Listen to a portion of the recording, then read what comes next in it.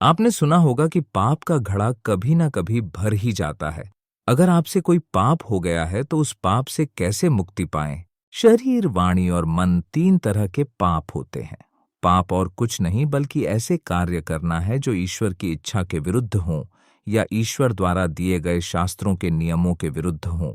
अपने पाप कर्मों को हमने जानबूझकर या अनजाने में अपने कार्यों के माध्यम से एकत्र किया है। जन्म और पुनर्जन्म का चक्र तब तक चलता रहता है जब तक हमारा कर्म हमें किसी न किसी दिशा में भगाया करता है। पाप कर्म लालच, क्रोध और अज्ञानता से प्रेरित कार्यों से उत्पन्न होते हैं। यह हमें दुख, बाधाओं की ओर ले जाता है। यह हमें संसार यानी मृत्यु और पुनर्जन्म के चक्र की जंजीरों में बांधता है। अब हम अपने पापों से कैसे छुटकारा पा सकते हैं? भगवद गीता में हमें कई उदाहरण मिलते हैं जो बताते हैं कि हम अपने पापों को कैसे खत्म कर सकते हैं। हर दिल में इन पापों को शुद्ध करने की शक्ति है। अपने सभी पापों से छुटकारा पाने का तरीका भक्ति के माध्यम से भगवान की शरण लेना है। भगवद गीता में भगवान अपने शिष्य अर्जुन को कई तरह से आश्वस्त करते हैं और उसे उनकी शरण लेने के लिए कहते हैं और कहते हैं कि वह उसे हर तरह से पाप से मुक्त करेंगे, उसे हमेशा उसके जीवन में बचाएंगे।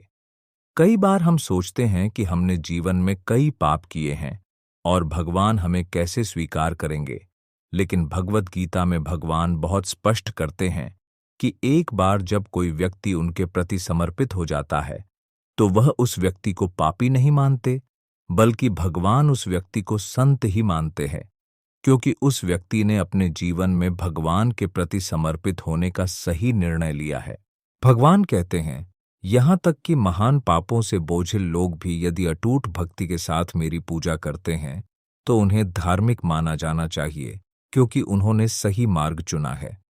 शुद्धिकरण की ओर पहला कदम है अपने बुरे कर्मों को स्वीकार करना और उनके लिए ईमानदारी से पश्चाताप करना। यह अपराध बोध के बारे में नहीं है, बल्कि बदलाव की सच्ची इच्छा के बारे में है। भक्ति के साथ प्रार्थना करना, जैसे कि विष्णु सहस्त्र नाम या महामृत्युंजय मंत्र, आत्मा को शुद्ध करने में मदद कर सकता है। अपिचेत सुदुराचारो भजते मामनन्य भाक साधुरेव समन्तव्य सम्यक व्यवसितो हि सः। भगवान श्री कृष्ण ने कहा, घोर पापी भी यदि पूर्ण भक्ति से मेरी पूजा करता है तो उसे एक महान आत्मा या संत माना जाना चाहिए, क्योंकि उसने मेरी पूजा करके सही कदम उठाया है। क्षिप्रम भवति धर्मात्मा शश्वत शांतिम निगच्छति कौन्तेय प्रतिजानी ही न मे भक्तः प्रणश्यति। भगवान अर्जुन को बता रहे हैं कि ऐसा पापी व्यक्ति उनका भक्त बनकर सदाचारी बन जाता है और हमेशा शांति में रहता है, और ऐसी शांति अस्थायी नहीं बल्कि हमेशा के लिए होती है।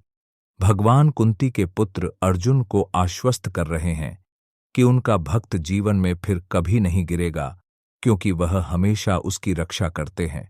तो आइए हम सब हमेशा भगवान की पूजा करें ताकि वह हमेशा हमारी रक्षा कर सकें। मन्मना भव मद्भक्तो मद्याजी मां नमस्कुरु मां में वैश्यसि युक्त वैवमात्माणं मत्परायणः। भगवान श्री कृष्ण ने कहा, अपना मन मुझ पर स्थिर करो, मेरे प्रति ही समर्पित रहो, मेरी पूजा करो और मुझे प्रणाम करो। इस प्रकार मुझसे जुड़कर तुम अवश्य मेरे पास आओगे। भगवान के पवित्र नाम का जप करने से सभी पाप कर्म जड़ से नष्ट हो जाते हैं। ईश्वरीय नाम की शक्ति अपार है। बुरे कर्मों को दूर करने के लिए श्री हरे कृष्ण महामंत्र का नियमित जाप करने से हृदय शुद्ध होता है और पाप कर्मों के बीज नष्ट होते हैं। इन जापों से उत्पन्न कंपन आत्मा को ईश्वर के साथ जोड़ते हैं। इससे पिछले पापों का भार उतारना आसान हो जाता है।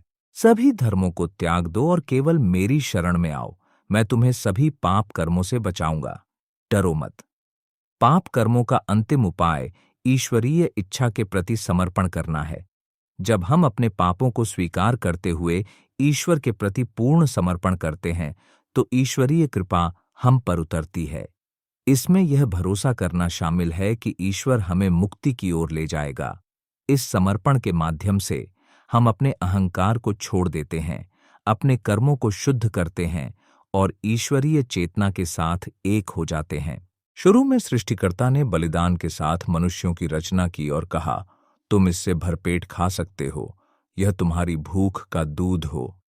यज्ञ या बुरे कर्मों को दूर करने के लिए पूजा, दैवीय आशीर्वाद प्राप्त करने और पर्यावरण को शुद्ध करने के लिए की जाने वाली प्राचीन वैदिक प्रथाएं हैं। अग्निहोत्र, एक सरल अग्नि अनुष्ठान, एक ऐसी ही प्रथा है जिसे प्रतिदिन किया जा सकता है। यज्ञ से निकलने वाला धुआं वातावरण को शुद्ध करता है, जबकि आहुति देने का कार्य ईश्वरीय अग्नि में अपने पापों को समर्पित करने का प्रतीक है। यह अभ्यास न केवल व्यक्ति को शुद्ध करता है बल्कि पूरे ब्रह्मांड को भी लाभ पहुंचाता है। उपवास करके एक व्यक्ति सैकड़ों पिछले जन्मों के पापों को जला सकता है। आध्यात्मिक साधना में उपवास एक शक्तिशाली साधन है। इसमें केवल भोजन से परहेज करना ही नहीं, बल्कि मन और इंद्रियों को नियंत्रित करना भी शामिल है। विशेष रूप से एकादशी के उपवास के बारे में कहा जाता है कि इससे आध्यात्मिक लाभ बहुत अधिक होता है।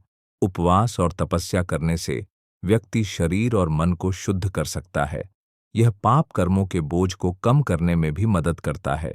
पाप कर्मों को शुद्ध करना एक ऐसी यात्रा है जिसके लिए समर्पण, भक्ति और आध्यात्मिक सिद्धांतों की गहरी समझ की आवश्यकता होती है। इन उपायों को दैनिक जीवन में शामिल करके व्यक्ति धीरे धीरे कर्म की जंजीरों को तोड़ सकता है, आंतरिक शांति का अनुभव कर सकता है और मुक्ति प्राप्त कर सकता है। याद रखें, ईश्वर हमेशा दयालु है, शुद्धिकरण के मार्ग पर हमारा मार्गदर्शन करने के लिए तैयार है। जैसे जैसे हम ईमानदारी और भक्ति के साथ प्रत्येक कदम उठाते हैं, हम अपने अंतिम लक्ष्य ईश्वर के साथ मिलन के करीब पहुंचते हैं। शाश्वत शांति पाने के लिए श्री कृष्ण के जितना करीब हो सके उतना करीब आने की कोशिश करें, और सबसे आसान तरीका है हरे कृष्ण कृष्ण कृष्ण हरे हरे, हरे राम राम राम हरे हरे। बस जप करो और खुश रहो।